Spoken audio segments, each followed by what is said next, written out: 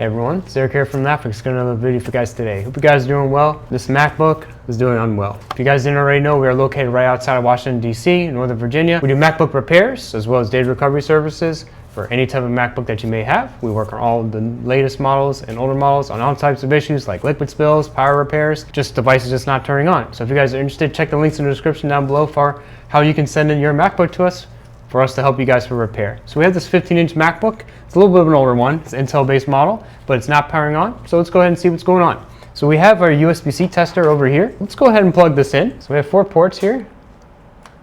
So we plug it in, let's see what we got. So we have 5 volts and about 0.22 amps. We should be getting 20 volts, right? And we need more current, which is amps, to power on the device as well as a charged battery. So we have a lot of stuff going on in there. So let's plug it in this port. Let's see what we got. So very close to the same, about 5 volts, 0.23 amps, so a little bit slightly higher. And let's go plug it in over here. Let's see if I plug it in this one, what do we get? Oh, look at that, isn't that interesting? So we have about 5 volts, and now we do have higher amps. So we got about 0.39 amps. And now let's go plug it in this one, the one right next to it. And let's see what rating we got here. So we got 5 volts and about 0.23 amps. Most likely there is a problem along that USB-C charging circuit. Let's go ahead and open it up and take a look inside. We see there's actually like a loose screw over here, just loose, just hanging out. So we'll move that over. All right, so let's remove the board. And it's really dusty, really dirty. So we remove the board. Let's go under the microscope and let's take a look. The port that was given the problem was this front one, right? And when you have something like this, you have a USB-C circuit which goes behind it.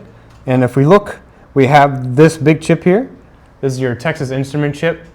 And there's one for every single USB-C port. So we flip it over and we see, man, this is a bit dirty, right? You can see a little bit of green where some of those golden specks are supposed to be, right? That usually means there's some type of impact. This is your C3215. And that's your USB-C IC, which also connects to areas around. You can definitely see this does not look good. This looks corroded, and it is. So this area looks to be impacted. So it looks like we have a liquid spill, and we have a corroded area here.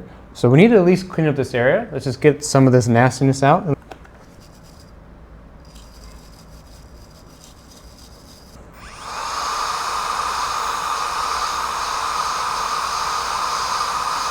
On these Macs, they have 4 ports. All 4 of those ports need to work. Since we have those big CD32 chips, each one needs to communicate with the other one for it to work. So we're gonna go ahead and plug it in over here, which is the opposite side of where our damage is over here. We're gonna check under the thermal cam and see our results. So we're gonna plug it in and boom. Oh man, we even saw a component get a little bit hot.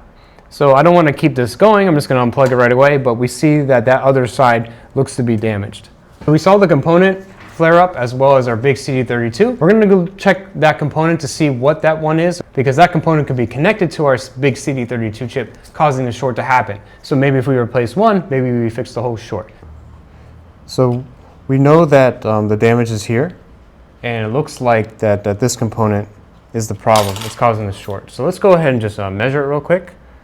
We have our little multimeter, and we should hear a beep.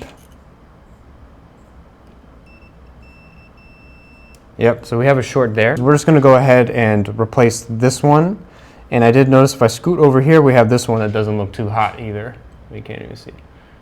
And if I scoot over down here, this one doesn't look too hot. This one needs to get replaced too. So we'll replace this one. Oh man, I hope the pads are okay on that. This does not look good at all over here. It's completely just nasty. All right, so we're going to replace this one first. Let's do that, and then we'll go ahead and replace our cap over there, and I think we should be fine. Now Flux does a good.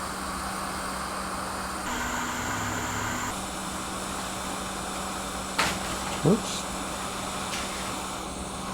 Okay, there we go. So replace that one.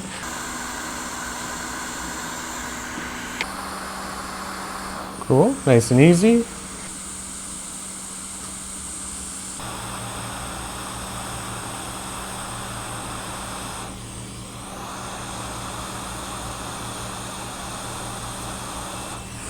Go.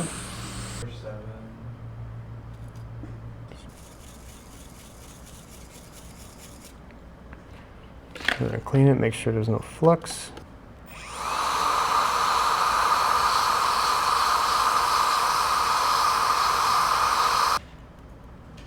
All right, looks like the short's gone because it's not beeping anymore. So let's go ahead and see. Let's go ahead and try it. See that the short's gone. 5 volts and 20 volts. All right, that's good. All right, so the short's gone. Let's go ahead and plug it back in and it should work. And spin. And you have a damaged screen. All right, I love it. All right, so we have everything hooked up externally because there's an issue with the screen. Yeah, so we're just using like HDMI, USB-C. And we disconnected the screen, so it won't just like extend out. We should be able to see a display right when we plug it in. So let's hit the power button. And we did have to charge up the battery a little bit because it does require a battery. And it looks like you hear the chime, looks like we're good. We got Apple logo. And yeah, looks like we did a repair. So anyways, I hope you guys are watching this video on doing the repair on a 15-inch MacBook Pro. If you guys are interested in sending in your device, we are located right outside of Washington, D.C., Northern Virginia, and we'll love to take a look at your MacBook issue for anything but not powering on, not charging, liquid spill, data recovery services. Check the links in the description down below for more details on our website and our mail-in repair form. So thanks a lot, guys, for watching. Take care. Bye.